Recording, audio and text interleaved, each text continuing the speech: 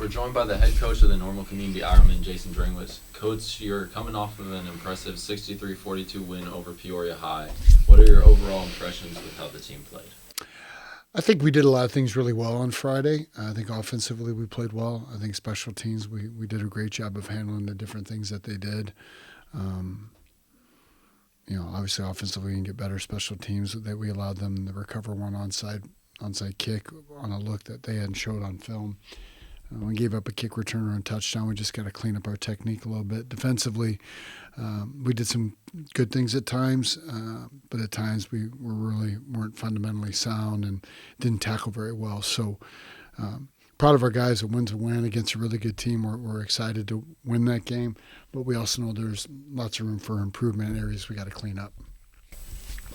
You take on Bloomington High School tonight in another big rivalry matchup. With emotions high and against West in Week 3, the Ironmen racked up 10 penalties. How prepared is the team to manage those emotions this week? Well, I think every week we talk about keeping our emotions in check. I thought we did a much better job of that on Friday. Hopefully we'll do the same thing. I mean, it's always constant messaging that we got to take a deep breath, relax, play hard, and have fun. But you got to get back to steady. No matter if things are going well, get back to steady. Things are going poorly, get back to steady, and keep your emotions in check. And hopefully we saw an improvement from the West game to Peoria High in terms of penalties. We didn't have anything like that, so hopefully we can keep that going. Last week we saw junior wideout Ivo Austin become a bigger part of the offensive game plan. Can you talk a little about his contributions against Peoria? Well, I think Ivo's an extremely talented wide receiver with a lot of gifts and a lot of extremely high-level skills.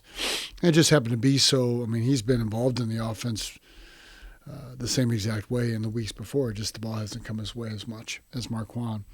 And it's a credit to Ivo and how he's practiced, and he's getting better about being consistent, but he's a fast wide receiver is explosive and can score from a lot of different places on the field. And I think he played well, and I think that's a direct result of how he's been preparing and how he's practiced, and hopefully he can continue that, because if we can have him and Marquand, Tommy, Caden Hardman, Cole Morstetter, Kyle, Kalen Taylor, and our offensive line playing well, we like that combination of guys offensively. So, talking a little about the offensive line, you guys scored like 63.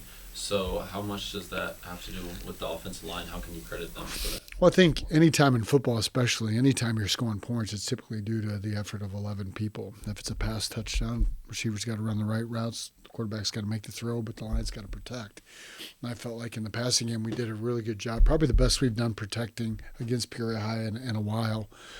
It's a credit to Coach Boenzi and our offensive line guys. We ran the ball well, probably as good as we've ran the ball against them.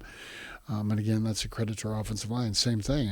Every play in offense, every score on offense, and same thing in defense. It really relies on 11 guys doing their job.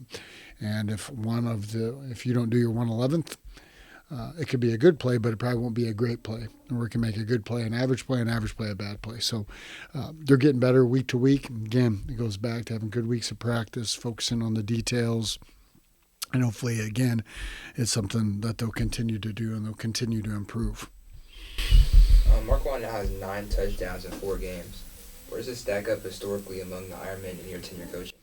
So, I mean, I couldn't give you concrete stats because I don't know that we've done a good job here of keeping historical records. But I would imagine through 4 games there has been many receivers that have put up the numbers that he's had. And again, he's an extremely talented and gifted player that's explosive. But again, all these things that you're seeing on the field are a result of that, but also a result of how he trained in the winter, spring, and summer and how he practices. So hopefully he's only scratching the surface of what he can do. Kyle Beatty added a new element to his game Friday, recording 3 rushing touchdowns. What can you say about his ability to read the defense and his growing confidence in running the football? Yeah, his rushing touchdowns were awfully short, but I think it goes back to his understanding of what we're doing on the offense. Those are inside zone run plays down the goal line where we're reading either the defensive tackle or the defensive end, and they crash down and he pulls it and tries to get vertical. I think it really speaks to Kyle's a good athlete and a good runner, no doubt about it, but it speaks to his understanding of what we're trying to do offensively and schematically, and he's only getting better. He's better than he was last year as a sophomore, and I think he's getting better week to week. Beatty looked like he was favoring a leg toward the end of the game Friday. How ready to go is he this week? He's perfectly fine as far as I know. I think he's. I'm not aware of any injuries or any health concerns that he has. We saw a defensive lineman, Caden Moss, sidelined with a lower leg injury last week in the first half. Where is his status for this week? So he'll be out this week. We're hoping he's in a boot, and we're hoping to get him back somewhere in the range of 2 to 4 weeks, provided that he takes care of himself and treats it the right way and does everything the doctors say, which I'm sure he'll do. So it was good news that we got. We thought it could have been worse, which we were worried about, but fortunately it wasn't. So with Caden out, who will be getting a start? We'll take a look at Alex Binion at defensive end. Aramis Simmons could get some chances to play. Gavin Sheeler you could see him in there as well. And then that also, changes how we rotate at tight end, because Alex typically is our starting tight end. So again, you might see Alex, you might see Cooper Caraway, you might see Gavin, you might see Dexter. So all guys that have prepared well and practiced well and put themselves in a position, I think they'll be ready to play on Friday. Peoria presented some unique challenges with their game plan last week. What can we expect from the Raiders tonight? So, a different game plan. I mean, what they do defensively, they're an even front, 4 down, play a 2 high shell, play quarters, some 3 cloud. So way different, but they're also consistent the way Peoria High is. Peoria High, you're going to get a couple fronts. They're going to play those. They're going to play them well. They're going to play cover 0. Bloomington defensively is going to play 4 down. They're going to bring a little bit of pressure, but they're going to be really good at gap control. They're going to keep a lid on things in secondary and play really good sound coverage. Offensively, same thing. They're 5, 6, 7 formations. They do what they do, and they do it really well in the run game, power, counter, inside zone, and they throw some RPOs off it. And then they're good in the passing game.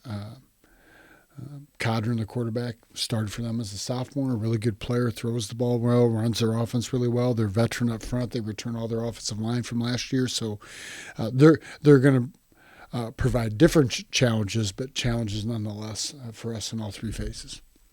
What are keys to win the game against BHS tonight? One, we have to have, you probably get sick of me saying these things over and over again. One, we got to have a good week of practice. We have to stack a good week of practice and understand the importance of this game. The first 4 are over. We're not worried about next week. We're worried about Bloomington, a historic, tradition-rich rivalry that we feel blessed to be a part of. We got to be better defensively. We got to be better at alignment, assignment, and day one techniques and tackling. Offensively, I think we got to clean up first steps up front, hitting appropriate landmarks and aiming points in the run game and pass game, take care of the ball, which we've continued to do. And special teams, we have to make big plays and not allow them to make any. Peoria High runs a kickoff back. That's 7 points after we had just got the momentum. We can't allow those things to happen. Well, Coach, thanks for your time and good luck tonight. Awesome. Thanks, guys. Appreciate you.